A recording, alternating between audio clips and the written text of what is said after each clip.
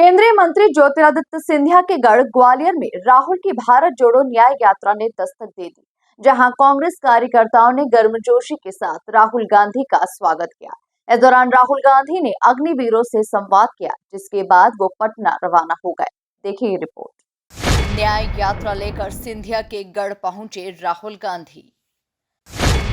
MP में भारत जोड़ो न्याय यात्रा का दूसरा दिन। ग्वालियर में राहुल गांधी ने दिखाया दम। लोकसभा चुनाव से पहले राहुल गांधी की न्याय यात्रा ने मध्य प्रदेश में प्रवेश कर लिया है। मुरैना के बाद ग्वालियर में राहुल की न्याय यात्रा का रोड शो और एक सभा हुई। इस दौरान राहुल गांधी अपनी खुली जीप पर अलग अलग समाज के युवाओं को बुलाकर उनसे संवाद करते हुए दिखाई दिए। साथ ही जातिगत जनगणना के मुद्दे पर फोकस करते हुए केंद्र सरकार पर निशाना साधा।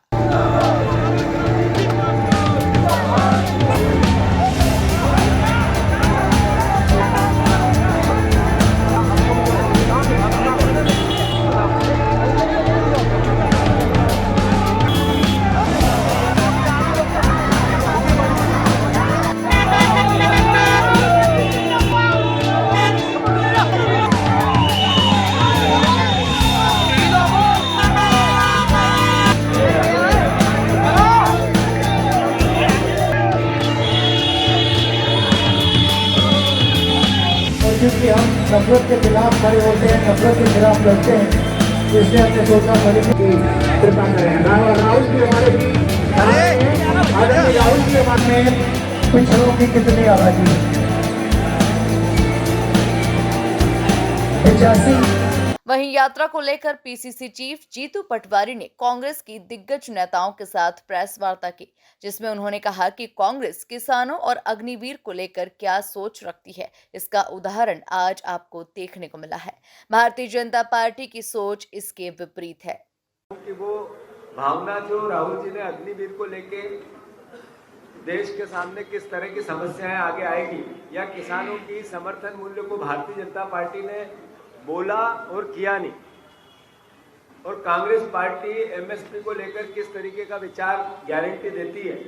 दो बातों को आपने जिस तरीके से पूरे प्रदेश के सामने रखा, देश के सामने, मैं आपको धन्यवाद देता हूं। फिर ग्वालियर में जिस तरीके से राहुल जी का पलक पावड़े बिछाकर ग्वालियर की शानदार और जानदार जनमानस ने स्वागत और सत्कार किया, वो भी आप लोगों ने देखा और देश को बताया। आज हम घाटी गांव होते हुए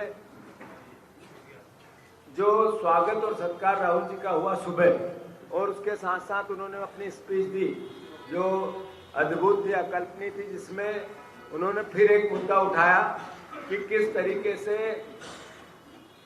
सामान्य वर्ग जो आम आदमी है उसको गरीबी की और महंगाई की मार पड़ रही है, और इससे देश का भविष्य में किस तरीके से नुकसान होगा। कल शिवपुरी के बाद गुना के बाद ब्यावरा, और बीच में 2-3 छोटे छोटे पैलेस जो जगह स्थान है, उनसे होके हम ब्यावरा के आगे नाइट स्टे होगा 4 तारीख के दिन। 5 तारीख के दिन वहां से हम चलेंगे शाहजहाँपुर से मक्सी से उज्जैन, और उज्जैन के बाद राहुल जी का पूरे नाइट स्टे होगा। फिर 6 तारीख के दिन पहला बड़नगर उज्जैन का ही एक तहसील है, उसके बाद बदनावर जो धार का एक तहसील है, उसके बाद रतलाम, और रतलाम के बाद सेलाना, और सेलाना के बाद फिर वो राजस्थान में प्रवेश करेगी।